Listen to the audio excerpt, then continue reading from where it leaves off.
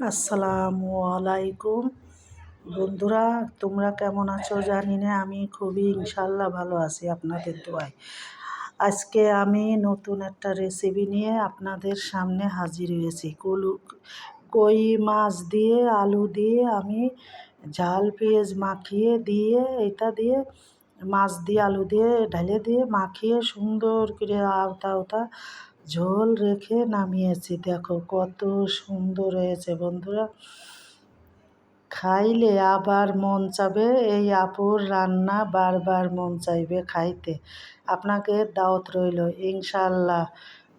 এই রেসিপিটা দেখবেন আর বেশি বেশি করে শেয়ার ফলো দেবেন ইনশাল্লাহ। পাশে থাকলে পাশে পাওয়া যায়, পাশে না থাকলে সফলতা হয় না।